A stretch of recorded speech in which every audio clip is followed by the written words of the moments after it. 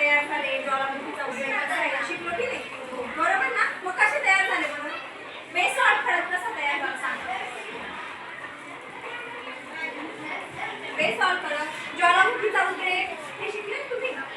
स्थानिक लहर प्रमाण वेग, स्थानिक लहर प्रमाण, बरं. स्थानिक लहर कसा झाला आपल्याला? पृथ्वी कशी तयार झाली, तिच्यामध्ये काय काय भाग आहे, उत्सुकता आहे की नाही? मग तसंच आज आपल्याला कोणता पाठ अभ्यासायचा आहे? पृथ्वीचे अंतरंग. कोणता पाठ? पृथ्वीचे अंतरंग. आता तुम्ही वह्या काढायच्या आणि धड्याचं नाव लिहायचं आपलं.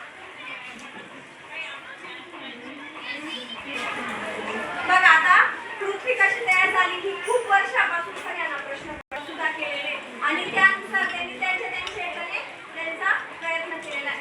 आता आपल्याला बरोबर ना कसा असतो? तप्त स्वरूपाचा.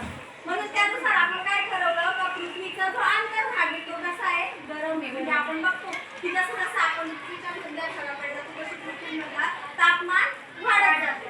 आता बघा तुम्ही जर एखाद्या खाणीमध्ये गेले तसं पृथ्वीमध्ये जात तर बाहेरची हवा पण गरम व्हायला लागते. बरोबर की नाही? तसंच मग आता मला सांगा बरं पृथ्वीचा किती टक्के भाग पाण्याने व्यापलेला आहे? 70. बरोबर. किती टक्के व्यापलेला आहे? 70. आणि बाकीचं काय? मग आपण बाकीच्या फक्त 1/3 किंवा 1/4 भागामध्ये आपण काय करतो? त्या भागातच आपण राहतो. बरोबर. मला तुम्हाला हे बघायचंय ना पृथ्वीमध्ये कोणते कोणते भाग आहेत किंवा ती कशी आहे, तिच्या भागांची नावं काय आहे, ती कशी तयार झाली हे आपल्याला अभ्यासायचं ना. माझा बघा मी तुम्हाला हे चित्र दाखवते. पुस्तकं काढा बरं. भूगोलाची पुस्तकं काढले का सगळ्यांनी?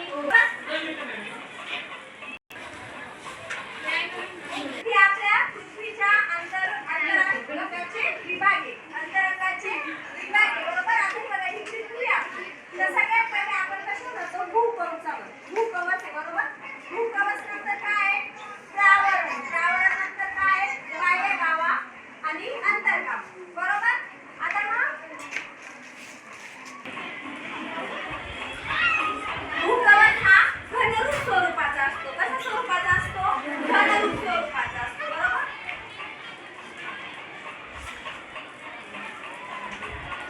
घनरूप स्वरूपाचा असतो आणि भूकवचाचे किती भाग पडतात? 2 भाग पडतात.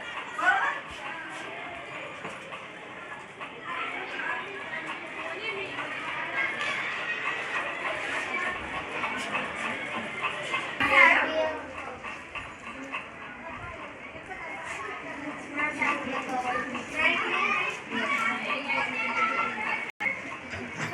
किलोमीटर ते 35 किलोमीटर.